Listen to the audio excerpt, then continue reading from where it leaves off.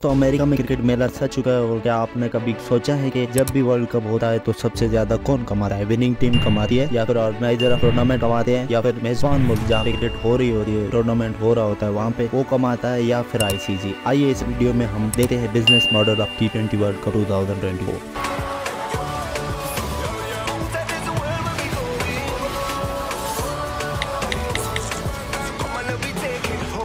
Winning team को मिलेंगे $2.45 million यानी $2,45,000, और रनर अप जो होगा यानी जो फाइनल में हारने वाला होगा उसको $1.28 मिलियन यानी $1,28,000 मिलेंगे।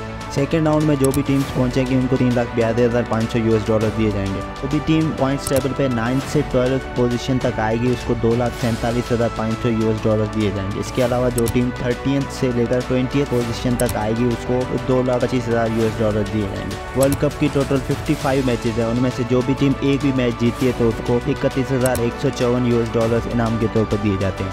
इन इनामात के अलावा आईसीसी को मुख्तलिफ खर्चे भी बर्दाश्त करने पड़ते हैं, जैसे वेन्यू कॉस्ट होती है, जहाँ जिस ग्राउंड पे मैच हो रहा होता है उस ग्राउंड का कॉस्ट होती है। इसके अलावा कमेंटेटर पैनल होता है उसकी सैलरी होती है, एम्पायर की सैलरी होती है, मार्केटिंग के एक्सपेंसेस होते हैं, और इस तरह के बहुत सारे एक्सपेंसेस होते हैं जो कि आईसीसी को बर्दाश्त करने पड़ते हैं। लेकिन कहाँ से आता है इतना सारा पैसा? कहाँ से आईसीसी कमाता है इतना सारा पैसा? आईसीसी का कोई भी इवेंट सिर्फ एक क्रिकेट का मेगा इवेंट नहीं होता, बल्कि एक बहुत बड़ी इकोनॉमिक एक्टिविटी यानी मुआशी एक्टिविटी होती है, जिससे बहुत बड़ा रेवेन्यू जनरेट होता है या उससे बहुत बड़ी आमदनी मिलती है आईसीसी को, जिसमें मुख्तलिफ चीजें होती हैं। आइए हम देखते हैं कि आईसीसी कैसे कमाता है। नंबर 1, प्रीमियर स्पॉन्सर यानी प्रीमियम क्वालिटी पार्टनरशिप करता है किसी भी कंपनी से। जैसे कि इस बार आईसीसी ने प्रीमियर स्पॉन्सर्स के लिए आरामको और एमिरेट्स से मल्टी ईयर कॉन्ट्रैक्ट किए हुए हैं। आरामको एक बहुत बड़ी तवानाई की कंपनी है और Emirates Dubai based airline company है। नंबर 2, ग्लोबल स्पॉन्सर यानी ऐसी कंपनी से ग्लोबल स्पॉन्सरशिप करता है जो कि वर्ल्ड वाइड प्रेजेंट होती है, उसकी सर्विसेज वर्ल्ड वाइड जारी होती है। हालिया इवेंट के लिए जो ग्लोबल स्पॉन्सर्स हैं आईसीसी के, उसमें पहला है डीपी वर्ल्ड जो एक लॉजिस्टिक पार्टनर है, उसके अलावा कोको कोला जो एक बेवरेज पार्टनर है, और इंडसलैंड बैंक जो एक बैंकिंग पार्टनर। कुछ रिपोर्ट्स के मुताबिक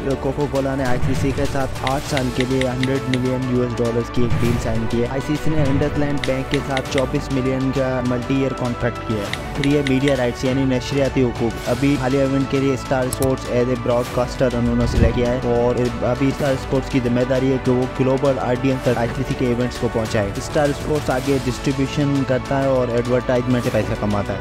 4 है मर्चेंडाइज यानी display and sale of cricketing accessories like jersey, shoes, caps, bats. Number 5 है ऑफिशियल सपोर्टर्स यानी फैन एंगेजमेंट प्रोग्राम के लिए उन्हें ऑफिशियल सपोर्टर्स रखे होते हैं, जिसमें कंपनीज है royal Stag, fan craze, near. Cricket audience को बढ़ाने के लिए या व्यूअरशिप को बढ़ाने के लिए ये फैन एंगेजमेंट प्रोग्राम होता है, जिसमें एनालिसिस ऑफ क्रिकेट गेम होता है, प्रेडिक्शन होती है, या के अंदर क्रिकेटिंग सीन्स को डेवलप करना होता है। नंबर 6 है टिकट सेल यानी टिकट को बेचकर जो भी पैसे कमाए जाते हैं वो भी आईसीसी को मिले। ये सारा था आईसीसी का पॉइंट ऑफ व्यू। लेकिन अभी देखते हैं होस्ट पॉइंट ऑफ व्यू से, यानी जिस मुल्क में इवेंट हो रहा होता है उसको क्या फायदा होता है। नंबर 1 है टूरिज्म यानी जिस भी मुल्क में आईसीसी का इवेंट हो रहा होता है तो वहाँ पे टूरिस्ट आते हैं मैच देखने के लिए, तो रेस्टोरेंट्स होते हैं, होटल्स होते हैं, मार्केट्स होते हैं, और उसका बिजनेस बढ़ जाता है, और इसके अलावा शॉर्ट टर्म एम्प्लॉयमेंट भी क्रिएट होती है। अगर एक मुल्क ने आईसीसी का इवेंट कामयाबी से करवा लिया तो उसकी स्टेबिलिटी जाहिर होती है। इस तरह उस मुल्क के अंदर फॉरेन इन्वेस्टमेंट आना शुरू हो जाती है, उस मुल्क का इमेज अच्छा होता है। एक अंदाजे के मुताबिक इस तरह ICC T20 mains world cup 2024 में $130 मिलियन से $140 मिलियन तक रेवेन्यू जनरेट करेगा। इसमें से $11.25 मिलियन